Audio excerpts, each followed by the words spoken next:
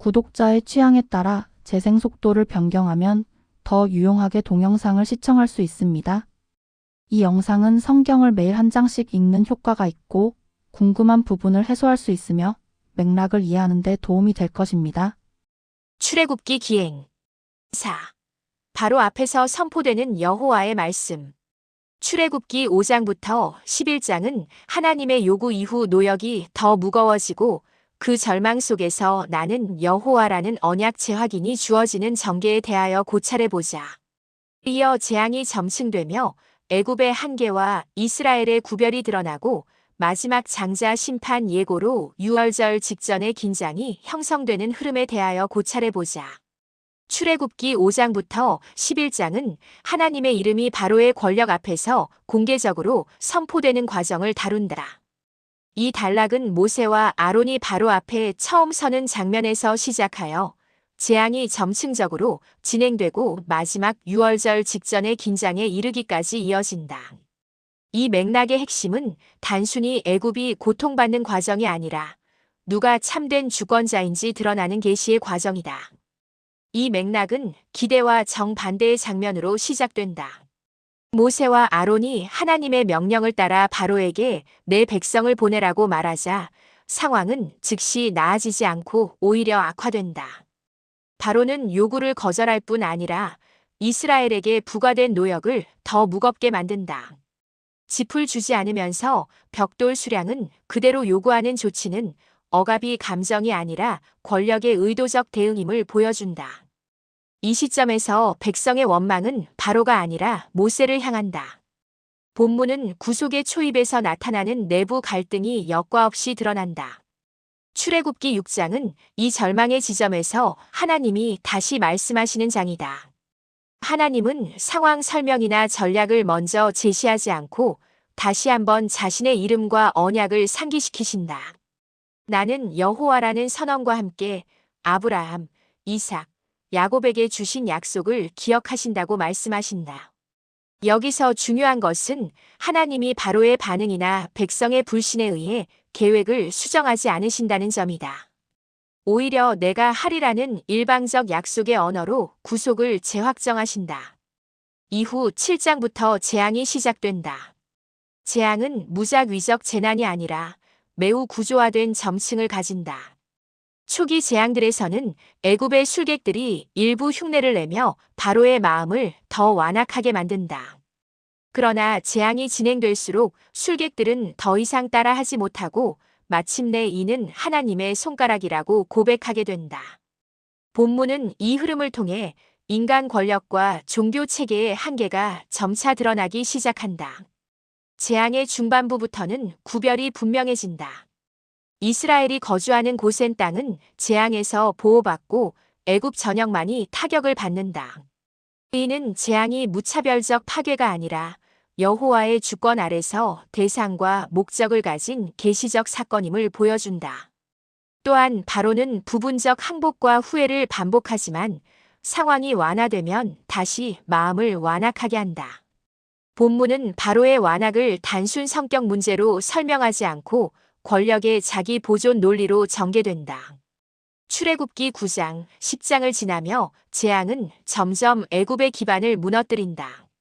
자연, 경제, 생명 질서가 흔들리고 바로의 신하들조차 재앙의 심각성을 인식한다. 그러나 바로는 여전히 조건부 순종, 부분적 양보로 시간을 벌려한다.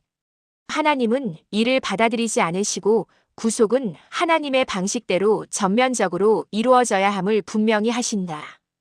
출애굽기 11장은 마지막 재앙을 예고하며 끝난다. 이 장은 실제 사건보다 긴장과 선언에 초점을 둔다. 애굽의 장자 심판은 단순한 형벌이 아니라 애굽 사회 전체의 권력 미래, 계승 구조가 하나님 앞에서 무너질 것임을 예고한다. 동시에 이 장은 다음 맥락인 유월절을 향해 시선을 돌리며 구속의 방식이 곧 제시될 준비를 갖춘다. 당시의 시대 상황을 유추해보자. 고대 애굽은 자연 질서, 경제 시스템, 종교 체계가 밀접하게 연결된 제국이었다.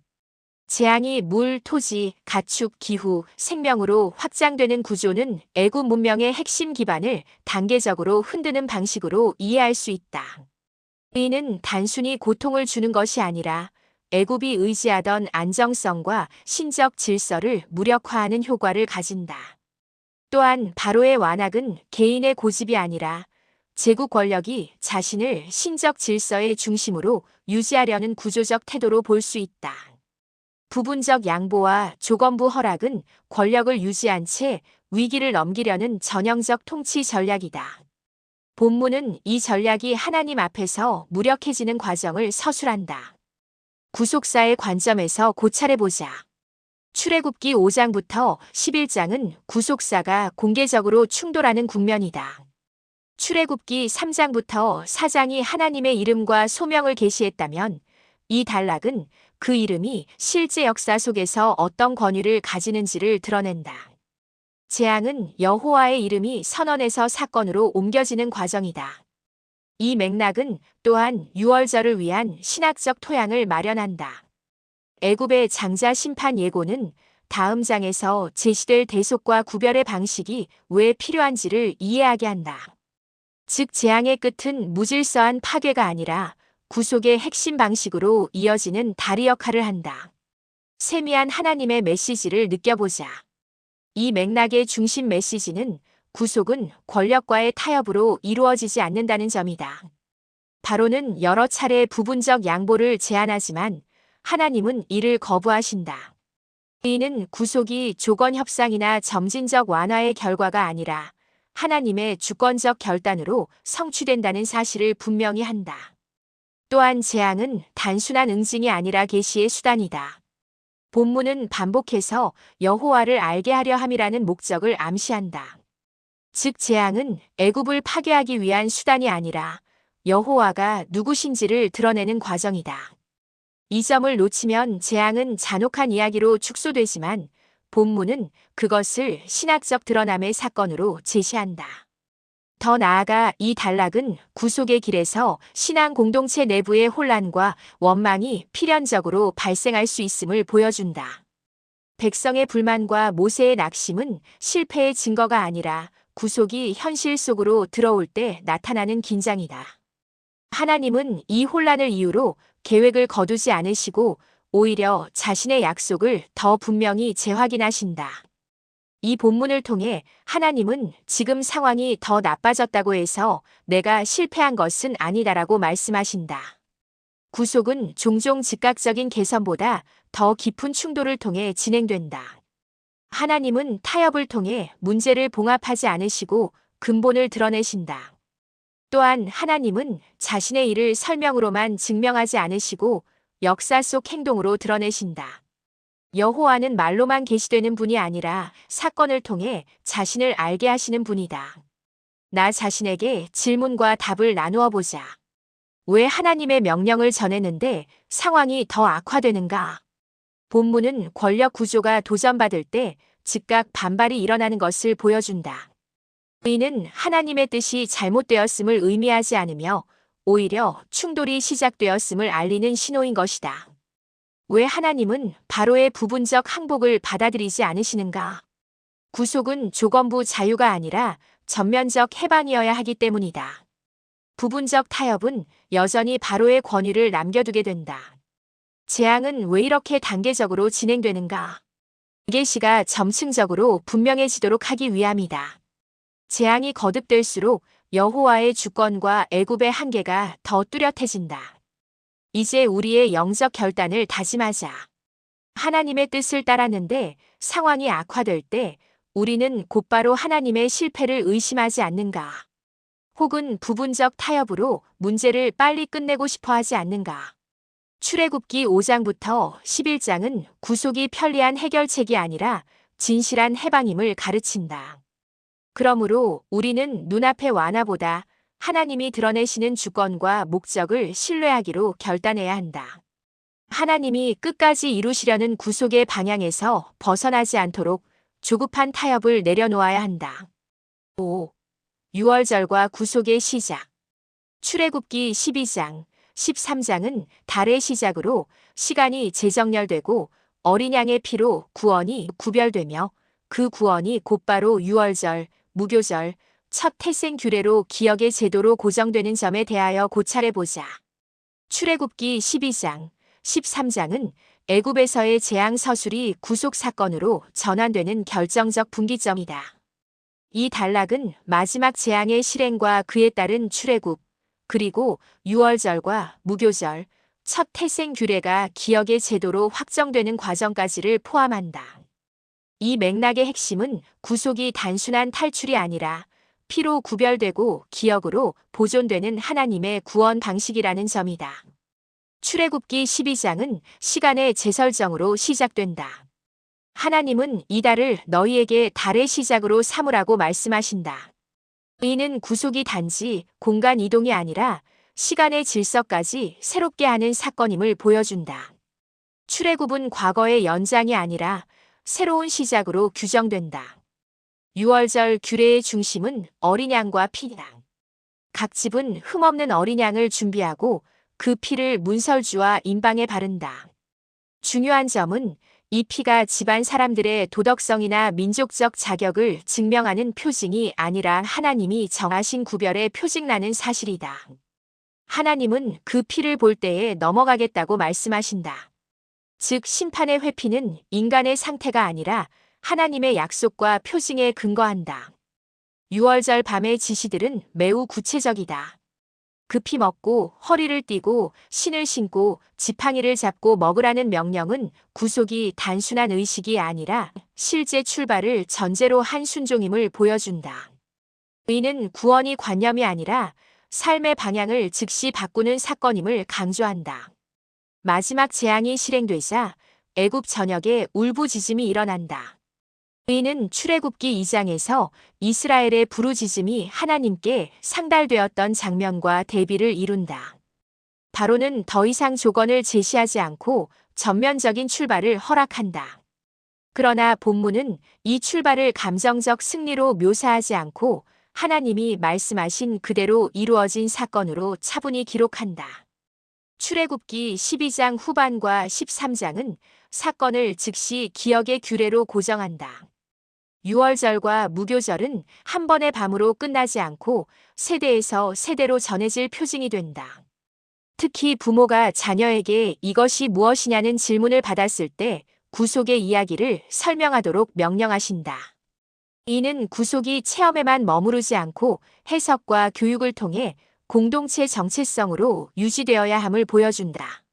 13장에서 첫 태생 규례는 구속의 대가와 생명의 주권을 상기시킨다. 이스라엘의 첫 태생이 보존된 것은 우연이 아니라 하나님의 구속 행위의 결과이며 따라서 그 생명은 하나님께 속해 있다. 구속은 자유를 주는 동시에 하나님께 속함을 선언하는 사건으로 제시된다. 당시의 시대 상황을 유추해보자. 고대 사회에서 절기와 의식은 공동체 기억을 유지하는 핵심 장치였다.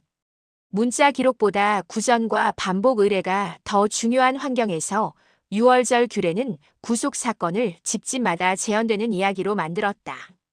어린 양, 피 식사 방식은 모든 세대가 동일한 상징을 공유하도록 설계되었다.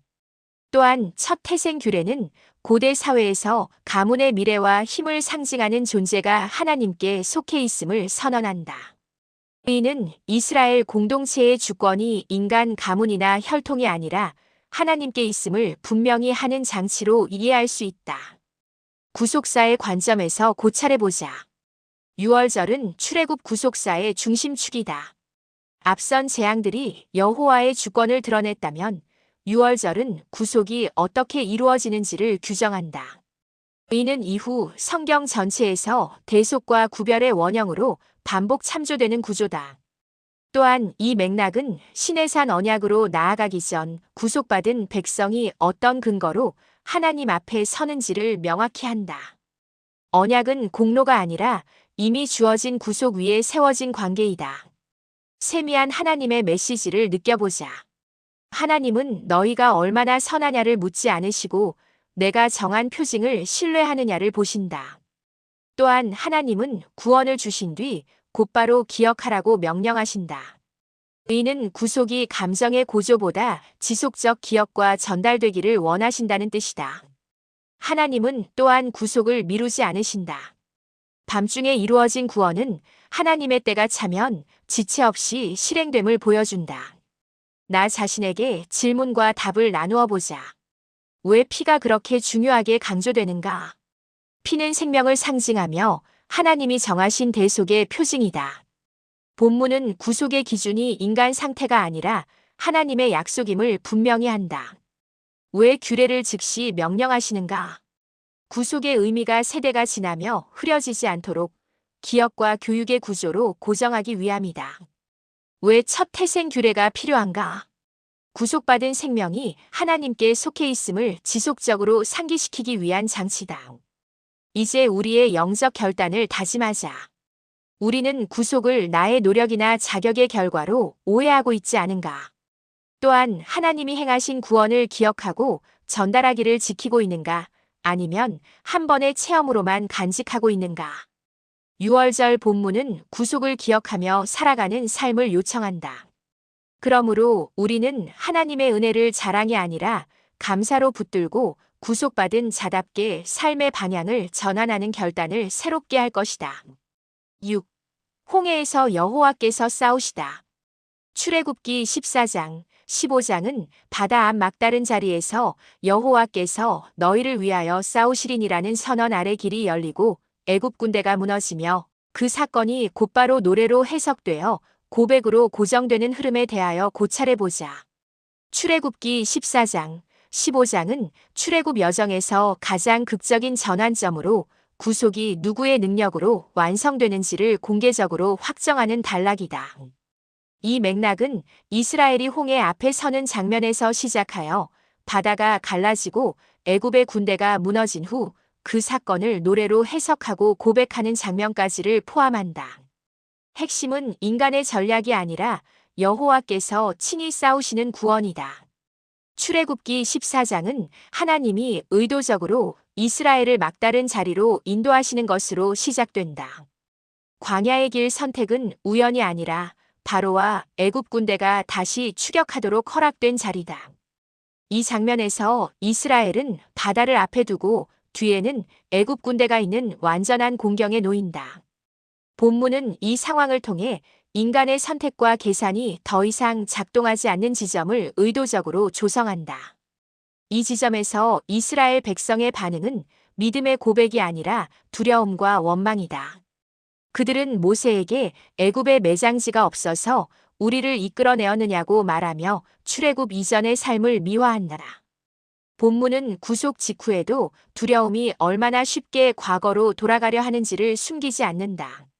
의는 신앙 공동체의 연약함을 이상화하지 않는 성경의 정직함을 보여준다. 모세의 응답은 인간적 해결책을 제시하지 않는다. 그는 두려워하지 말고 가만히 서서 여호와께서 오늘 너희를 위하여 행하시는 구원을 보라고 말한다. 이 선언은 출애굽기 14장의 핵심이다. 여기서 구원은 인간의 참여를 배제하는 것이 아니라 주도권이 하나님께 있음을 분명하게 선포한다. 여호와께서 너희를 위하여 싸우시리니 너희는 가만히 있을지니라는 말은 구속의 주체가 누구인지를 확정한다. 하나님은 바람을 사용하여 바다를 가르신다. 중요한 점은 이 기적이 자연을 부정하는 방식이 아니라 자연을 다스리시는 주권으로 나타난다는 것이다. 이스라엘은 마른 땅을 걸어가지만 같은 길을 따라 들어온 애굽 군대는 혼란에 빠지고 결국 바다에 잠긴다. 본문은 동일한 공간이 구원의 길이자 심판의 자리가 되는 장면을 통해 여호와의 힘이 중립적이지 않음이 나타난다. 출애굽기 15장은 이 사건을 즉시 노래로 해석한다. 모세와 이스라엘 자손은 여호와를 찬송하며 그분을 전사로 묘사한다. 이 노래는 감정의 분출이 아니라 사건의 의미를 신앙 고백으로 고정하는 역할을 한다. 노래 속에서 여호와의 능력, 주권, 거룩함, 그리고 앞으로 인도하실 약속까지 함께 선포된다. 특히 이 노래는 출애굽이 과거 사건으로 끝나지 않고 미래의 여정과 임재를 향한 전망을 포함하고 있음을 보여준다. 당시의 시대 상황을 유추해보자. 고대 세계에서 바다는 혼돈과 위협의 상징이었다. 바다가 갈라져 길이 된다는 현상은 하나님이 혼돈을 질서로 바꾸시는 분임을 강하게 드러낸다. 또한 애굽의 군대는 당시 최강의 군사력으로 상징되는데 그 군대가 무력하게 붕괴되는 장면은 제국의 힘이 절대적이지 않음을 선언한다. 전쟁에서 노래는 승리를 기념하는 기능을 가졌지만 출애굽기 15장의 노래는 인간의 승리를 노래하지 않는다. 노래의 주어는 일관되게 여호와다. 이는 공동체가 자신들의 생존을 자신들의 용기나 전략으로 해석하지 않도록 방향을 잡아준다. 구속사의 관점에서 고찰해보자. 홍해 사건은 출애굽 구속사에서 결정적 확증이다. 유월절이 구속의 방식을 제시했다면 홍해는 구속의 완결을 보여준다. 이 사건 이후 이스라엘은 다시 애굽의 종으로 돌아갈 수 없는 위치에 선다. 또한 이 맥락은 이후 광야 여정에서 반복적으로 기억되어야 할 기준점이 된다. 백성이 원망할 때마다 하나님은 내가 홍해에서 어떻게 했는지를 기억하게 하신다. 즉 홍해는 단발 사건이 아니라 신앙 해석의 기준점이 된다. 세미한 하나님의 메시지를 느껴보자. 이 맥락의 핵심 메시지는 구원은 인간이 최선을 다한 결과가 아니라 여호와께서 친히 싸우신 결과라는 점이다. 본문은 이스라엘의 믿음이 최고조에 달했을 때가 아니라 오히려 두려움과 원망이 극대화된 순간에 구원이 이루어졌음을 강조한다. 이는 구원이 인간의 신앙 상태에 의해 좌우되지 않음을 분명히 알 수 있다. 또한 하나님은 일부만 구원하시지 않는다. 애굽의 군사력이 완전히 무너지는 장면은 구속이 미봉책이 아니라 결정적 단절임을 보이려 준다. 하나님은 애굽의 위협을 잠시 멀리 두는 정도가 아니라 다시는 되돌릴 수 없는 방식으로 구원을 완성하신다. 하나님은 이 본문을 통해 너희가 더 잘할 수 있을 때까지 기다리겠다고 말씀하지 않으신다. 대신 가만히 서서 내가 행하는 구원을 보라고 말씀하신다. 이는 신앙이 항상 무언가를 더하려는 태도로 드러나는 것이 아니라 하나님이 일하심을 맡기고 인간의 손을 멈추는 선택으로 나타날 수 있음을 뜻한다. 또한 하나님은 혼돈의 한복판에서 길을 내신다. 길이 없다고 느껴지는 자리는 하나님의 구원이 가장 분명해질 수 있는 자리다. 노래가 즉시 등장하는 것도 중요하다. 본문은 사건의 감동이 사라지기 전에 그 의미를 언어로 고정시킨다. 구속은 체험만으로 유지되지 않으며 해석되고 고백될 때 신앙의 토대가 된다. 나 자신에게 질문과 답을 나누어 보자. 왜 하나님은 막다른 자리로 인도하시는가? 인간의 길이 완전히 막힐 때 구원의 주체가 하나님임이 가장 분명해지기 때문이다. 왜 애굽 군대까지 완전히 멸하시는가? 구속이 일시적 회피가 아니라 다시는 되돌아가지 않게 하는 단절이기 때문이다. 왜 노래가 중요한가?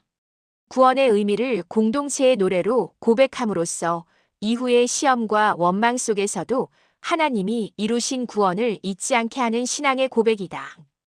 이제 우리의 영적 결단을 다짐하자. 나는 막다른 상황에서 여전히 해결책을 쥐어짜내려 하는가? 아니면 여호와께서 싸우시는 구원을 신뢰하는가? 또한 하나님의 구원을 경험한 뒤 그 의미를 고백과 기억으로 붙들고 있는가를 점검하게 된다. 홍해 사건은 신앙의 방향을 분명히 한다. 구원은 내가 싸워 이기는 이야기가 아니라 하나님이 싸우시고 나는 그 구원을 받아들이는 것이다. 그러므로 나는 조급한 행동보다 하나님의 주권을 신뢰하며 구원의 의미를 삶의 고백으로 유지하기로 결단한다. 아멘. 주 예수여 속히 오시옵소서. 더 널리 알리기 위하여 구독, 좋아요를 부탁드립니다. 감사합니다.